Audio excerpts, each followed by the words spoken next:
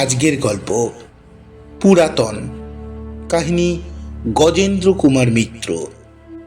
গল্প পাঠে এবং সমগ্র পরিচালনায় আমি শুভাশিস। বিশেষ সহায়তায় দেবযানী, পোস্টার এবং সাউন্ড এফেক্ট শুভ। গল্প পুরাতন।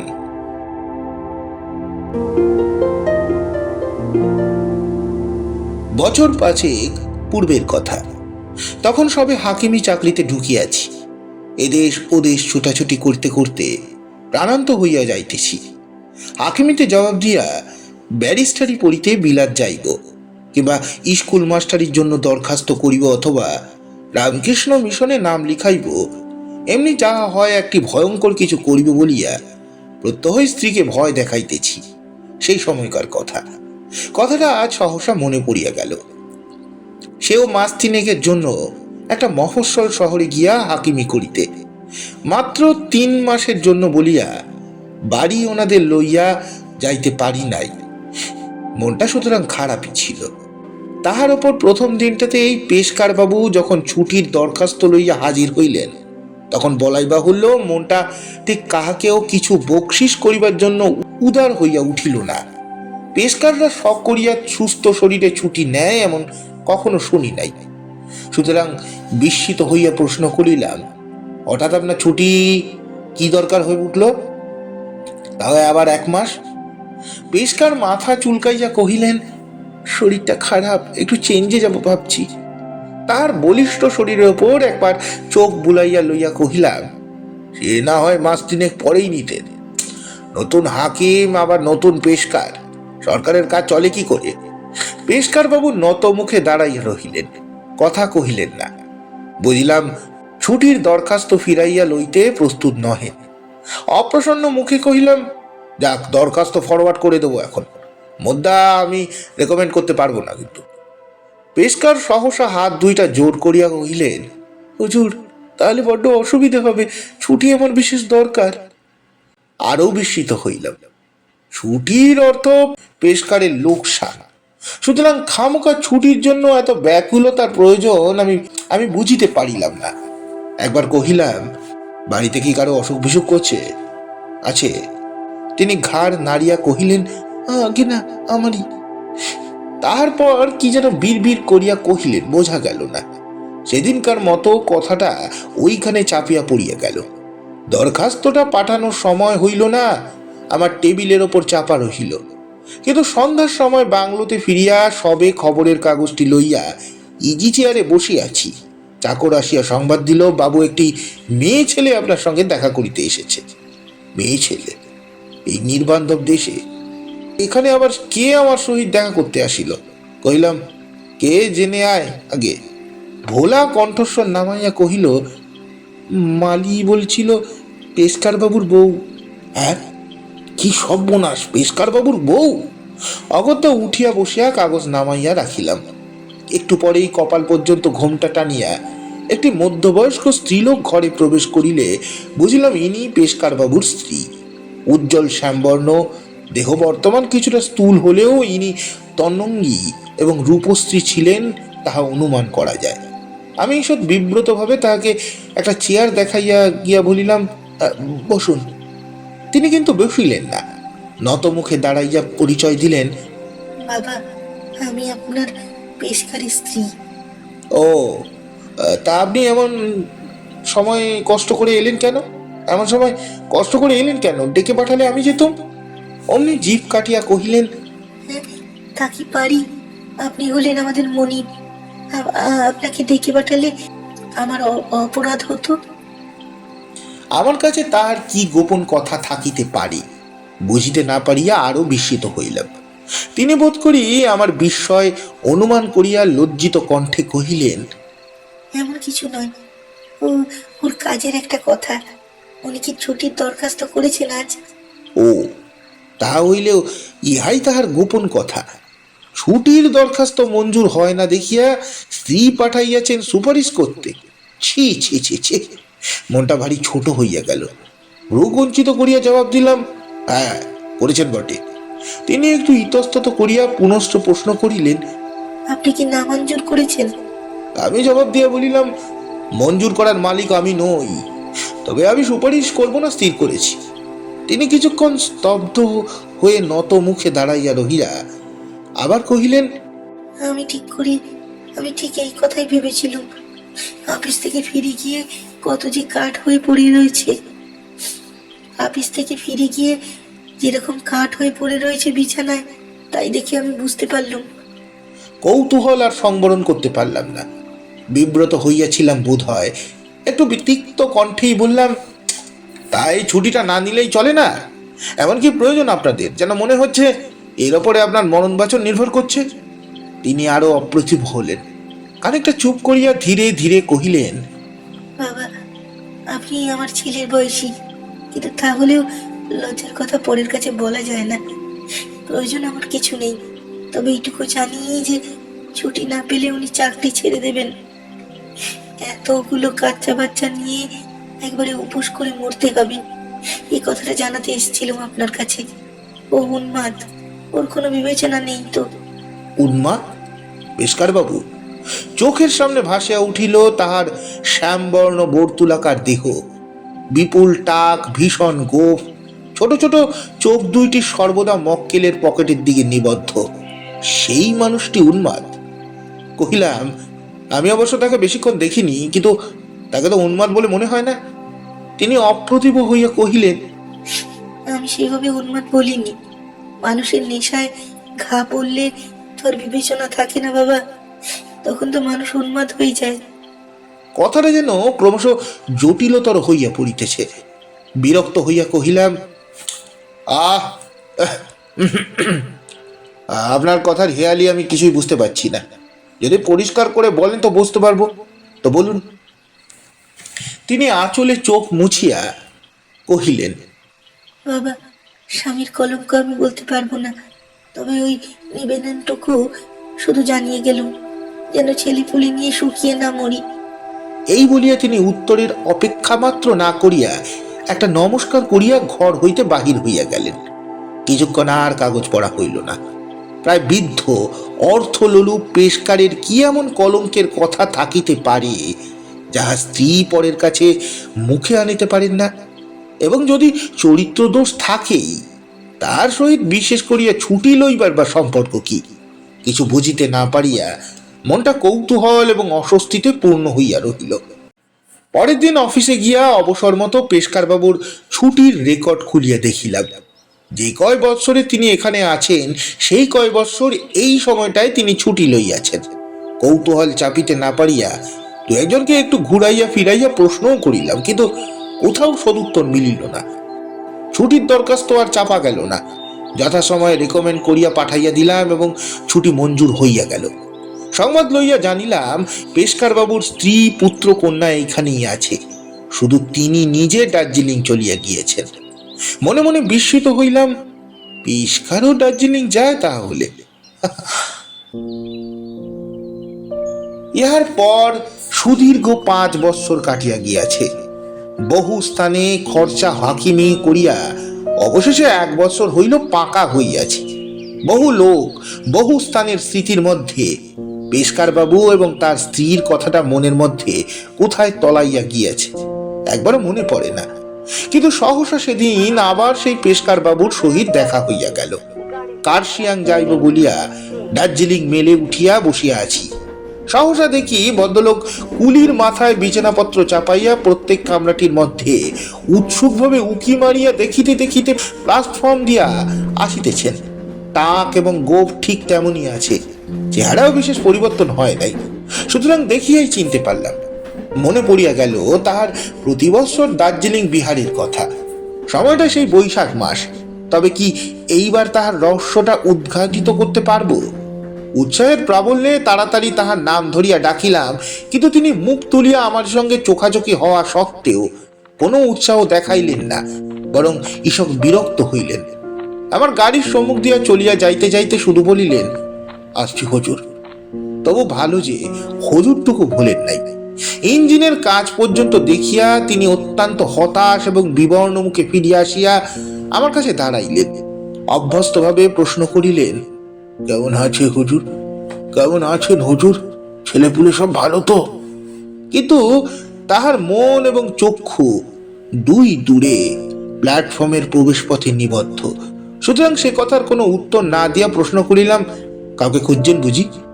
তিনি যেন একটু অপ্রস্তুত হইয়া ঢোক গিলিয়া কহিলেন, না না, তেমন কিছু নয়, ওই একজনের যাওয়ার কথা ছিল, তাই সেমন কিছু নয়।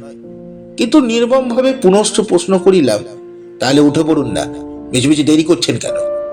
অসহিষ্ণু কুলিটাও কি একটা অর্ধ স্বগতিক্তি করলো, অর্থাৎ বিলম্ব করায় সে অর্থ বুঝিতে পারতেছে না। পেশকারবাবু দু একবার ঢোক গিলিয়া কহিলেন, দেরি? হ্যাঁ, না দেরি করার আর দরকার নেই।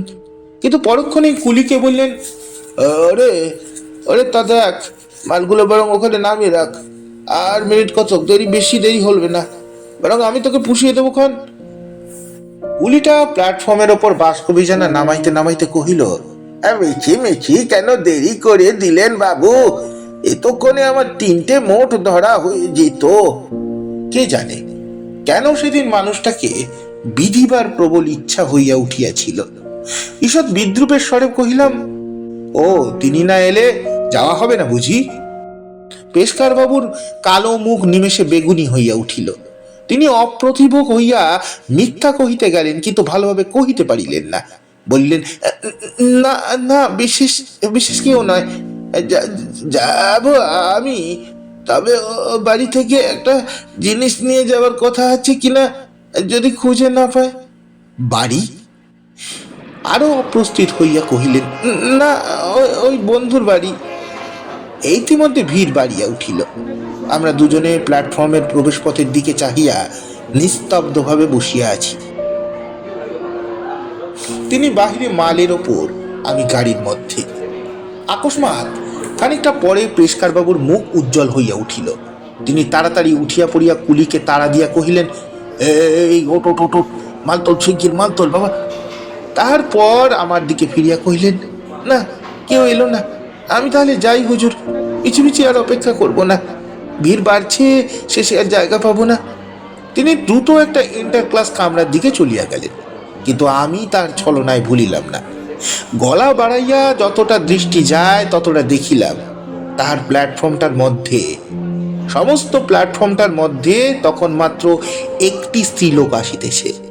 অত্যন্ত শীর্ণ ক্ষীণ দেহ, চোখে একজোড়া পুরু চশমা, হাতে মেইলি ব্যাগ, কুলির মাথায় মাল চাপাইয়া একাই জায়গা খুঁজিয়া বেড়াইতেছে। আর একটু কাছে আসিতেই তার সংশয় রহিল না, এ আমাদের লীলা। লীলা আমার পিস্তুত বোন। সম্পর্কটা খুবই সামান্য বটে, কিন্তু বাল্যকালে বৎসরখানেক পিসিমার বাড়ি কাটাইতে হইয়াছিল বলিয়া পরিচয় ছিল ভালো রকম। বহুকাল দেখা হয় নাই, তবে শুনিয়াছিলাম শরীর ভালো নয় বলিয়া বিবাহ করে নাই, কোনো একটা স্কুলে মাস্টারি করে। তাড়াতাড়ি দরজার কাছে চিৎকার করিয়া ডাকিলাম, লীলা, এই যে, এদিকে জায়গা আছে। লীলা বিস্মিত শূন্য দৃষ্টিতে আমার দিকে তাকাইয়া, খানিকটা তাকাইয়া থাকিবার পর চিনিতে পারিল, কহিল, আরে তুমি গাড়িতে যাচ্ছ, ভালোই হয়েছে। মেয়েদের মোটে একটা সেকেন্ড ক্লাস দিয়েছে, তার সবকটাই বার জোড়া। ভাবছিলাম কি করে একা পুরুষদের গাড়িতে যাব, তা তুমি যখন আছো আর ভাবনা নেই। এই কুলি, কুলি, ইধার আও। আমার গাড়িটা তখনও খালি ছিল। সে আমার সামনের বেঞ্চে ভালো করে বিছানা বিছাইয়া সুস্থ হইয়া বসিল। তারপর কুলিকে বিদায় দিয়া কহিল, ও, অনেককাল পরে দেখা, তারপর কোথায় হাঁকামি করছো? স্থানটার নাম বলিলাম। সে আমার পরিবারের অন্যান্য সকলের কুশল প্রশ্নের পর কহিল, দৈহিক কুশল প্রশ্ন ছাড়া অবশ্য আর কিছু বলার নেই। অন্যদিকে ভালো আছে তো? সেকেন্ড ক্লাসে করে দার্জিলিং বেড়াতে যাচ্ছ, অবস্থা ভালোই। আমি হাসিয়া জবাব দিলাম, এই অঞ্চলে হাকিমি করি যখন অবস্থা ভালোই হবে বলতে হবে, আমাকে সেকেন্ড ক্লাসে যেতে হবে। তখন অবস্থা ভালো না হলেও আমাকে সেকেন্ড ক্লাসে যেতে হবে। কিন্তু তুমি বাংলাদেশে স্কুল মাস্টারি করে সেকেন্ড ক্লাসে চলেছো,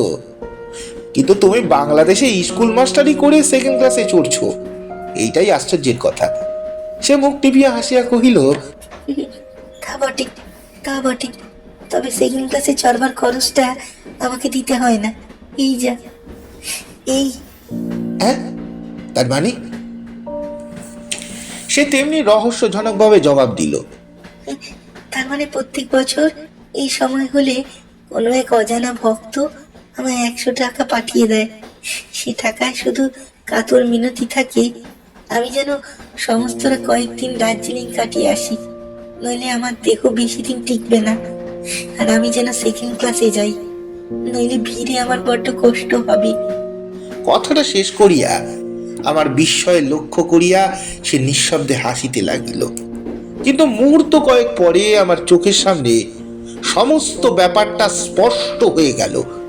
আমি সামনের দিকে ঝুঁকিয়া পড়িয়া বলিলাম, লীলা, তোমার সেই ভক্তটিকে যেন চিনি বলে মনে হচ্ছে। সে বিশ্বাস করিল না, বিদ্রুপেশ্বরী কহিল, হ্যাঁ, যথা। আমি তাহার মুখের দিকে তীক্ষ্ণ দৃষ্টি মেলিয়া প্রশ্ন করিলাম, লীলা, মহিমবাবু পেশকারকে তুমি চেনো? মুহূর্তে তাহার মুখ গম্ভীর হইয়া গেল। সে একটু চুপ করিয়া থাকিয়া কহিল, হ্যাঁ, তুমি হাকিম সেটা ভুলে গিয়েছিল। পেশকারদের সঙ্গে তোমার ঘনিষ্ঠ যোগাযোগ। লীলা আবার চুপ করিল। আমি আস্তে আস্তে কহিলাম, আসল ব্যাপারটা শুনতে চাওয়া কি খুব ধৃষ্টতা হবে লীলা? মনে করে দেখো, এক সময় তোমার সঙ্গে আমার বিয়েরও কথা হয়েছিল। আমার কাছে কোনো কথা গোপন করা কি তোমার পক্ষে অধর্ম হবে না? সে হাসিয়া ফেলিল। আচ্ছা গো আচ্ছা, হবু পতি দেবতা সে হবে ক্ষণ, সারা রাত তো পড়েই আছে। অগত্যা তখনকার মতো ক্ষান্ত হইলাম। আমি বাড়ি হইতে খাবার আনি নাই, রানাঘাটে কিছু কিনিয়া লইব তাই ইচ্ছা ছিল। কিন্তু লীলা কিছুতেই বাজারের খাবার কিনিতে দিল না। তাহার টিফিন ক্যারিয়ারে খাবার ছিল, সে প্রায় সবগুলো আমাকে ধরিয়ে দিল। নিজের বেলা অজুহাত দিল তাহার কিছুমাত্র ক্ষুধা নাই, এই অক্ষুধায় খাইলে তাহার অত্যন্ত অসুখ করিবে। লীলাকে চিনি বলিয়া প্রতিবাদ করিলাম না। সেবা করার ইচ্ছা মেয়েটির সহজাত। গৃহস্থালীর কর্মে এবং সকলের সেবায় নিজেকে নিঃশেষ করিবার মতো মনোবৃত্তি লইয়া সে জন্মগ্রহণ করিয়াছিল। কিন্তু ভগবান রুগ্ন দেহ দিয়া তাহাকে এমন মারিলেন যে তাহার সমস্ত নারীত্ব ব্যর্থ হইয়া গেল। তাহার নিজের খাওয়ার চেয়েও আমাকে খাওয়াইয়া নিজে উপবাস করাটা তাহাকে বেশি তৃপ্তি দেবে তাহা জানিতাম বলিয়াই প্রতিবাদ না করিয়া এগুলো নিঃশেষে আহার করিলাম। তাহার পর এটা ওটা কথা কহিতে কহিতে গাড়ি কখন পার্বতীপুর আসিয়া গেল টের পাইলাম না। কিন্তু পার্বতীপুরে গাড়ি দাঁড়াইতে সহসা নজর পড়িল প্ল্যাটফর্মের দূর প্রান্ত দিয়া মহিমবাবু চলিয়া যাইতেছেন। আমাদের দুজনকে কথা কহিতে দেখিয়া তাহার দৃষ্টি যেন একটু বিস্মিত কিন্তু নিশ্চিন্ত। লোকটি কাছে আসিল না, বরং আমার সহিত চোখাচোখি হইতেই ভিড়ের মধ্যে হারাইয়া গেল। কিন্তু আমার কথাটা মনে পড়িয়া যাওয়াতে তাহাকে আবার লীলাকে ধরিলাম ভিতরের কথার জন্য।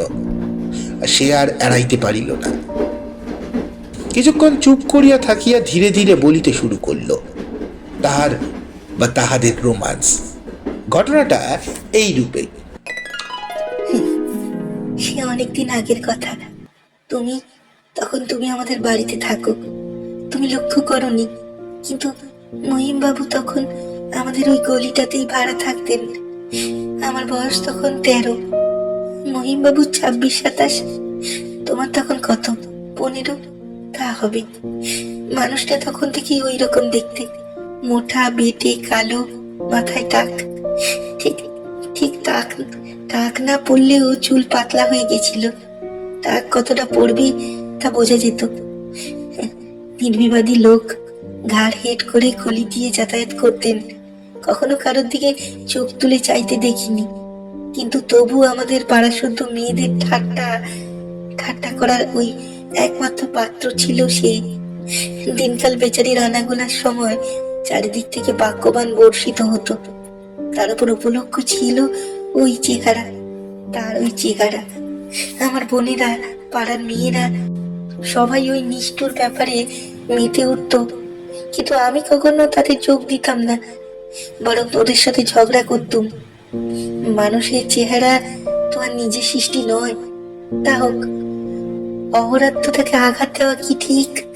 যাই হোক, অতগুলো মেয়ের মধ্যে আমি একমাত্র ওর বিরুদ্ধে চক্রান্তে যোগ দিইনি। এই তথ্যটি ক্রমে ওর কাছে পৌঁছালো। কি করে পৌঁছালো তা জানি না, কিন্তু লক্ষ্য করতে লাগলাম যখন কেউ আর থাকতো না, তখন যাওয়া আসার পথে চুপি চুপি চোখ তুলে আমার দিকে একবার কৃতজ্ঞ দৃষ্টিতে তাকাতেন। ওই পর্যন্ত। তখন আর বেশি বোঝার সাধ্য ছিল না, ও নিয়ে বেশি মাথাও ঘামাতুম না। এমন করে কদিন, আরো বছর 2 বছর কাটলো, বছর 2 কাটলো। মহিমবাবু ওইখান দিয়ে বিয়ে করলেন। বিয়ে করা নিয়ে আমাদের পাড়ার যত তরুণ কিশোরীর দল তার পেছনে লাগতে লাগলো। নানা রকম অত্যাচারে বেচারি বিব্রত হয়ে উঠলো। আমার কিন্তু ওই অবস্থা দেখে বড় দুঃখ হতো। আমি প্রায় ওদের অনুযোগ করতাম এই ব্যাপারে নিয়ে। শেষে একদিন অনু আর বেলার সঙ্গে রীতিমতো ঝগড়া হয়ে গেল। সেই রাগে বেলারা আমায় জব্দ করার একটা চক্রান্ত করলে। তাই হলো আমাদের কাল। হ্যাঁ, তাই হলো আমাদের কাল। এই পর্যন্ত বলিয়া লীলা খানিকটা চুপ করিল। উজ্জ্বল বিজলি আলোতে লক্ষ্য করলাম তার মুখটা আরক্ত হইয়া উঠিয়াছে। ব্যাপারটা অনুমান করিয়া লইয়া প্রশ্ন করলাম, হ্যাঁ, তোমার নাম করে ওকে প্রেমপত্র লিখলে বুঝি? সে ঘাড় নাড়িয়া জবাব দিল, হ্যাঁ, ঠিক তাই। কি লিখেছিল ওরা তা জানি না, কিন্তু দিন 2 পরে তার জবাব আমার কাছে এসে পৌঁছালো। ও, সে কি চিঠি পড়িতোষ তার প্রত্যেকটা অক্ষর যেন বুকের রক্ত দিয়ে লেখা। আমার সেই জাল চিঠি জন্য বহু ধন্যবাদ লিখেছিলেন। সেই দিন থেকে ওই চিঠি হয়ে রইল তার জীবনযাত্রার পাথেয়, তার সারা জীবনের মরুভূমির মধ্যে স্নিগ্ধ আশ্রয়। তারপর কি আকুলি বিকলি, কেন আমি 2 দিন আগে তার প্রতি আমার এই অনুগ্রহের কথা জানালুম না? তাহলে তো তিনি যেমন করেই হোক আমার বাবার হাতে পায়ে পড়ে আমাকে চেয়ে নিতেন। অমনি আরো কত কথা। যাই হোক, সে চিঠি পেয়ে বেলার দুষ্টুমি বুঝতে পারলুম। তখন ওই চিঠির কাগজ টেনে নিয়ে ওর ভুল ভেঙে দিতে চাইলুম, কিন্তু চিঠির যখন অর্ধেকটা লেখা শেষ হয়েছে, তখন হঠাৎ বেচারার মুখটা কিন্তু মনে পড়ল। এই চিঠি পেলে যে কি নির্ধারণ আঘাত পাবে। আর চিঠি দিতে মন সরল না। তার চেয়ে থাকুন উনি এই ভুল নিয়ে। অন্যদের কিচ্ছু বললুম না। ওরা মহিমবাবুর চিঠির কথাও জানতো না। ভাবলে বোধহয় মতলবটা খাটলো না। ব্যাপারটা যেখানে জবনিকা পড়ল, কারণ মহিমবাবুকে তারপর বদলি হয়ে চলে যেতে হলো। এরপর অনেকদিন পর ওর কোনো খবর পাইনি। সত্যি কথা বলতে কি ভুলে গিয়েছিলাম। মাস্টারি চাকরি নেবার পর আমার যখন ভারী অসুখ হয়, তখনকার কথা তুমি শুনেছ তো সব। ডাক্তার বলেছে 1 মাস দার্জিলিং এ গিয়ে থাকতে, নইলে থাইসিস হতে পারে। তখন তো বাবা নেই, ভাইদের অবস্থাও ভালো নয়। 2 মাস দার্জিলিং এ থাকার খরচা দেবে কে? আমি মাইনে পাই সামান্য। শহরটা একটা দীর্ঘ নিঃশ্বাস ফেলে চেপে গেলুম। কিন্তু দিন 4 পরে হঠাৎ আমার নামে একটা ইনসিওর এলো। প্রেয়কের নাম চিনতে পারলাম না। ভেতরে টাইপ করা চিঠি, পাশে একটা হাতের লেখা দেখে চিনতে পারি। 200 টাকার নোট পাঠিয়ে দিয়েছে। 200 টাকা পাঠিয়ে প্রেরক লিখেছে আমি যেন নিশ্চয়ই পত্রপাঠ দার্জিলিং এ চলে যাই, 2nd ক্লাসে যাই। এই অনুরোধ যদি না শুনি, তাহলে শুধু যে আমারই মৃত্যুর কারণ ঘটবে তা নয়, আরো একজন লোককে আত্মহত্যার কারণ হব। চিঠি পেয়ে অনেক ভাবলুম জানো, কিন্তু এই টাকা এমন দুঃসময় কে পাঠাতে পারে কিছুতেই ভেবে পেলুম না। তখন কিন্তু দেরি করার সময় ছিল না। চলে গেলুম দার্জিলিং। দাদা অজ্ঞাতই রইল। পরের বছর ঠিক গরমের ছুটির মুখে পেলুম 100 টাকা। তার সঙ্গে ওই অনুরোধ, আমার শরীর খারাপ, বিশ্রাম দরকার, 2nd ক্লাসে যেন আমি যাই, নইলে ভিড়ে কষ্ট হবে, আমার শরীর অসুস্থ, সহ্য হবে না। আমার বিস্ময় বেড়ে গেল। অথচ সত্যি গরমের সময় আমার শরীর আজকাল এত খারাপ হয়, কোথাও যেতে না পারলে আমি বেঁচে যাই। গেলুম, কিন্তু সেইবার দার্জিলিং এ যাওয়ার সময় আসল কথাটা বুঝতে পারলাম। হঠাৎ দেখলাম প্ল্যাটফর্মের ওপার দিয়ে মহিমবাবু ট্রেনে চলছে। ট্রেনে দার্জিলিং যাচ্ছেন। কিন্তু কিন্তু তখনও একটু সন্দেহ ছিল, কারণ মহিমবাবু কোনোদিন আমার কাছে আসেননি, আমার সঙ্গে আলাপ করার চেষ্টাও করেননি। কোনোদিন দৈবাত মেলে দেখা হতো, তাও দূর থেকে। তবে সেইবার ফিরে কি মনে হলো, রামটহল রামটহলকে তোমার মনে আছে তো? ও আমাদের বহুকালের চাকর। ওকে নিয়ে পড়লুম। বহু জেরার পর সব ধরা পড়ল। মহিমবাবু কোনোদিন সামনে আসেননি বটে, কিন্তু বরাবর তিনি ওর মারফত সংবাদ নেন আমার।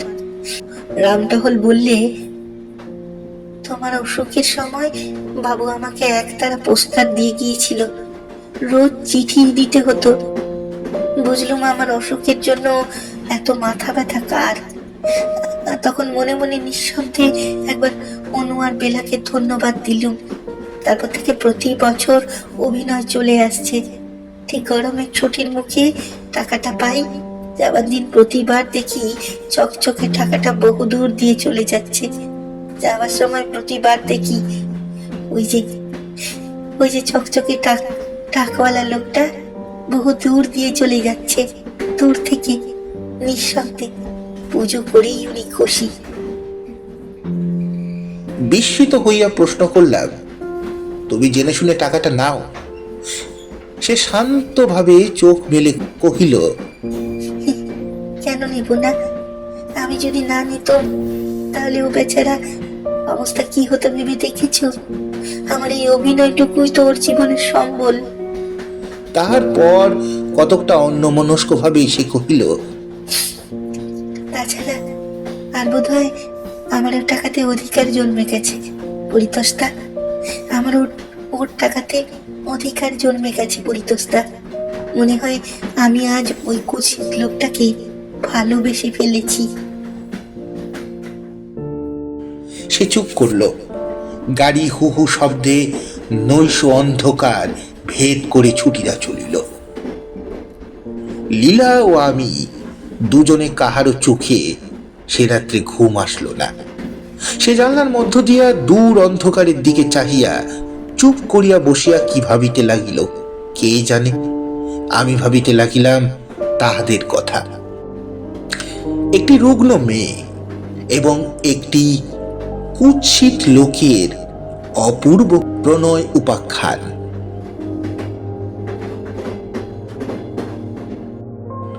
সমাপ্ত। গল্পটি আপনাদের কেমন লাগলো অবশ্যই জানাবেন। গল্পটি ভালো লাগলে লাইক, কমেন্ট, সাবস্ক্রাইব ও শেয়ার করে আমাদের সাপোর্ট করতে ভুলবেন না। নমস্কার।